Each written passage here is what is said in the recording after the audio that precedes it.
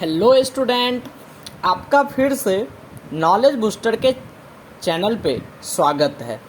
तो स्टूडेंट, आज जो हम ट्रिगोनोमेट्री सीरीज के एक्सरसाइज 8.1 के क्वेश्चन नंबर 8 को आपके सामने लेकर के आए हैं।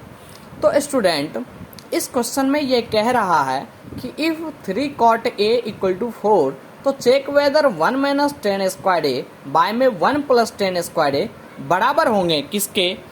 बराबर होंगे कॉस स्क्वायर ए माइनस साइन स्क्वायर ए। तो आइए स्टूडेंट, इस क्वेश्चन को हम देखते हैं। पहले हम क्वेश्चन को सुलझाने का कोशिश करते हैं।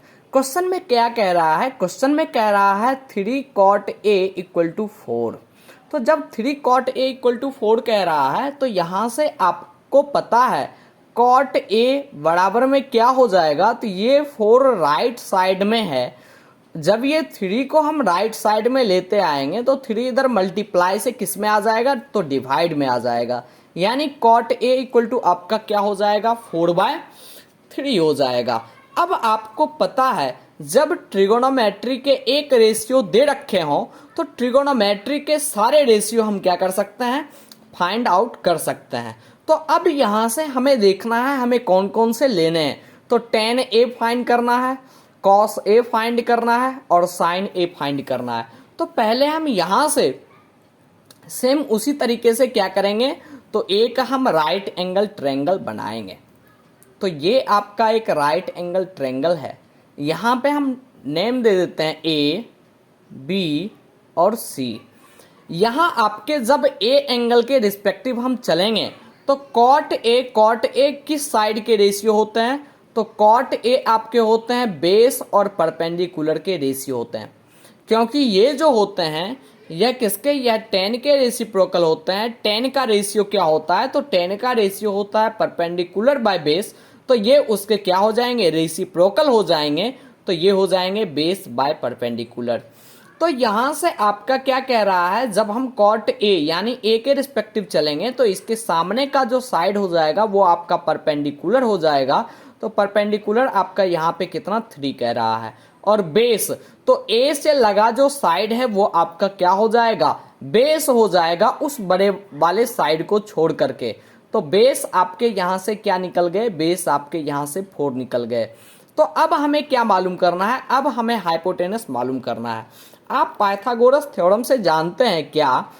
एच स्क्वायर बराबर होते हैं यानी हाइपोटेनस के स्क्वायर बराबर होते हैं अदर दो साइड के स्क्वायर ऑफ सम के, यानी परपेंडिकुलर के स्क्वायर प्लस बेस के स्क्वायर के बराबर होते हैं। तो एच स्क्वायर यानी हमें क्या मालूम करना है? AC मालूम करना है। तो AC बराबर यहाँ पे क्या हो जाएगा? अब इसके अंडर रूट हो जाएंगे। चूंकि हमें तो सिर्फ AC ही मालूम करना है तो परपेंडिकुलर के स्क्वायर यानी 3 के स्क्वायर और प्लस में बेस के स्क्वायर तो यानी 4 के स्क्वायर।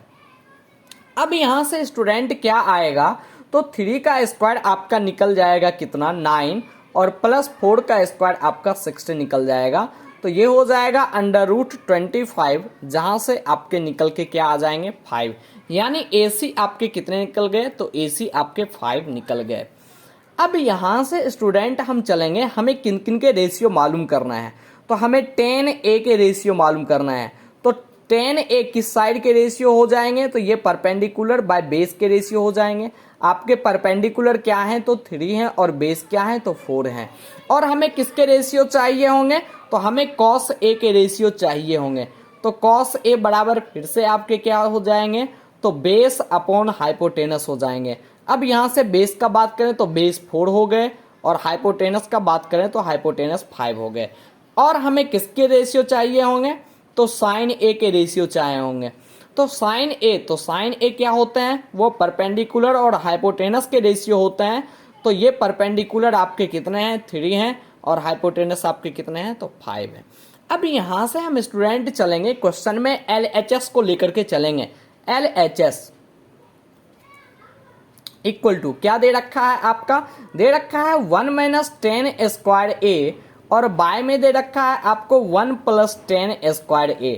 तो पहले हम इसको सॉल्व करने का कोशिश करेंगे। तो यहां से आपके क्या हो जाएंगे? 1 - 10a। 10a आपका क्या है? तो 3/4 है। यानी यहां से आपके 3/4 के स्क्वायर और बाय में 1 प्लस 10 स्क्वायर ए प्लस और फिर 10 ए है आपके 3/4 तो 3/4 के स्क्वायर। अब यहां से चलेंगे तो 1 माइनस 3 के स्क्वायर तो 3 के स्क्वायर 9 और बाय में 4 के स्क्वायर तो 4 के स्क्वायर 16 और फिर यहां से बाय है 1 प्लस यही हो जाएंगे क्या 9/16। चूंकि उसी सेम फ्रैक्शन के तो स्क्वायर हैं, सिर्फ साइन को चेंज कर दिया गया है, तो साइन को मैंने चेंज कर दिया। अब यहां से जब आप देखेंगे तो ये 16 है और यहां पे कुछ नहीं है तो मीन्स यहां पे 1 है, यहां पे 1 है। अब 1 और 16 के जब आप एलसीएम निकालेंगे तो वो कितने हो जाएंगे 16 हो जाएंगे, वो कितने हो जाएंगे 16 हो जाएंगे। अब यहां क्रॉस मल्टीप्लीकेशन ही तो होंगे तो 16 1 जा क्या 16 और माइनस में ये 16 1 जा 16 तो 9 1 जा क्या 9 और बाय में सेम उसी तरीके से यहां पे आएंगे, सिर्फ क्या हो जाएंगे साइन चेंज हो जाएंगे 16 और ये प्लस में 9, चूंकि दोनों जगह तो सेम ही फ्रैक्शन दे रखे हैं। तो यहां से ये आपके कितने निकल के आ गए 7/16 और फिर अब ये जो है पहले हम इसको लिख लेते हैं 25/16। अब यहां से आप क्या देख पा रहे होंगे 7/16 और डिवाइड बाय है 15/16। जब दो फ्रैक्शन का डिवाइड होता है तो हम क्या करते हैं पहले वाले फ्रैक्शन को तो हम वैसे लिख ही लेते हैं और फिर आपका ये डिवाइड का साइन मल्टीप्लाई के साइन में चेंज हो जाता है और उसके बाद जो फ्रैक्शन होते हैं वो क्या हो जाते हैं वो उसके रेसिप्रोकल हो जाते हैं, यानी 16/25 हो जाएंगे। अब यहां से 16 और 16 आपके कैंसिल हो जाएंगे तो आपके बच कितने जाएंगे तो 7/25, यानी आपका 1 माइनस 10 स्क्वायर ए बाय में 1 प्लस 10 स्क्वायर ए क्या वैल्यू आया तो इसका वैल्यू आ गए 7/25। ये आपके वैल्यू क्या आ गए, ये आपके LHS के वैल्यू आ गए, LHS के वैल्यू आ गए।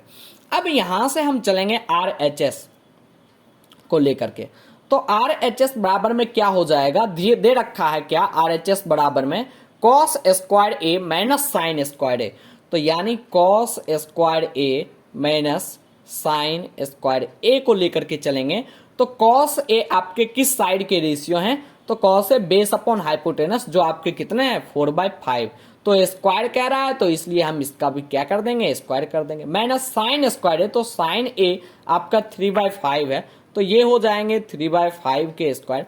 अब यहां से जब हम चलेंगे तो ये 4 का स्क्वायर तो 16 और 5 का स्क्वायर तो 25 और माइनस का साइन है, फिर उसके बाद 3 का स्क्वायर तो 9 और 5 का स्क्वायर तो 25। अब यहाँ दोनों डिनोमिनेटर जो है वो सेम है तो इसके एलसीएम भी क्या हो जाएंगे उन्हीं में से एक कॉमन आ जाएंगे यानी 25। अब 25 को 1 से मल्टीप्लाई करते हैं तो 25, इसलिए 16 को 1 से मल्टीप्लाई करेंगे तो 16 माइनस का साइन तो माइनस, 25 को 1 से मल्टीप्लाई करते हैं तो 25 आता है तो 9 को 1 से मल्टीप्लाई करेंगे तो 9 आ जाएगा।